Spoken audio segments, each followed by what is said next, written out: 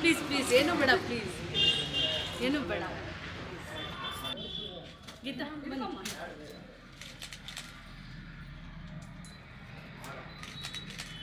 ಒಳ್ಳೇದಾಗಲಿ, ಇರಲಿ. Thank you.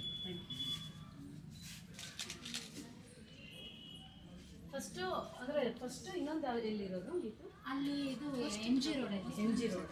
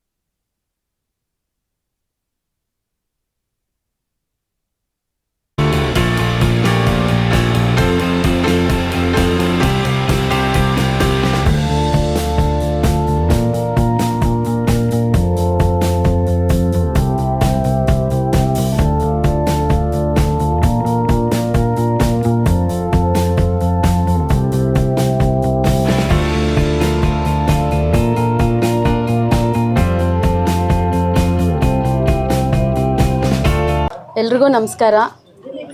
So first of all Geetha ಅವ್ರಿಗೆ ಕಂಗ್ರ್ಯಾಚುಲೇಷನ್ಸ್ ಹೇಳ್ತೀನಿ. ಇದು ಅವರ 2ನೇ ಶಾಖೆ ಆಗಿದೆ ಮುಳುಬಾಗ್ಲಲ್ಲಿ. ಸೊ ಪ್ರೌಡ್ಲಿ ನಾನು ಅವ್ರಿಗೆ ಅಪ್ರಿಷಿಯೇಟ್ ಮಾಡ್ತೀನಿ, ಬಿಕಾಸ್ ಇದು ಒಂಥರ ಸಮಾಜ ಸೇವೆನೇ ಆಗಿರುತ್ತೆ.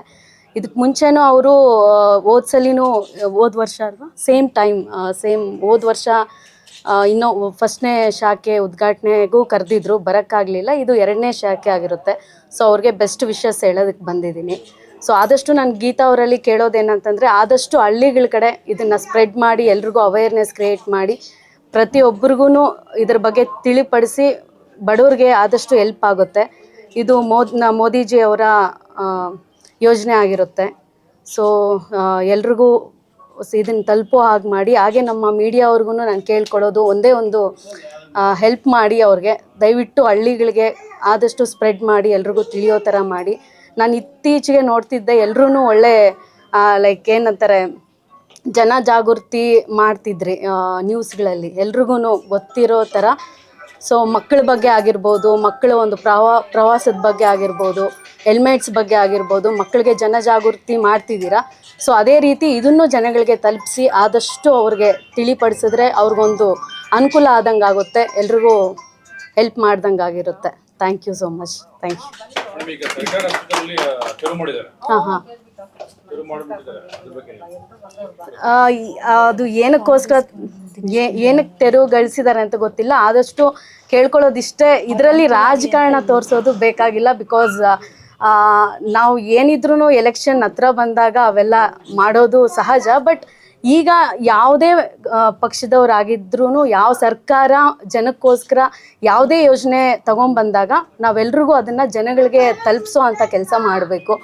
ಸೊ ಇವ್ರಿಗೆ ಒಂದು ಸ್ವಲ್ಪ ಸಹಕಾರ ಕೊಟ್ಟರೆ ಎಲ್ಲರೂ ಮುಂದೆ ಬಂದು ಕೈ ಜೋಡಿಸಿ ಇದಕ್ಕೆ ಜನಗಳಿಗೆ ತಲುಪುವಂಗೆ ಮಾಡಿ, ಬಡವ್ರಿಗೆ ಸಹಾಯ ಮಾಡಿ ಅಷ್ಟೇ. ತೆರವುಗೊಳಿಸೋದ್ರಿಂದ ಈಗ ನೋಡಿ ಆಚೆ ಬಂದು ಪಾಪ ಮಾಡಿದ್ದಾರೆ ಅಂತ ಹೇಳ್ತಿದ್ದಾರೆ.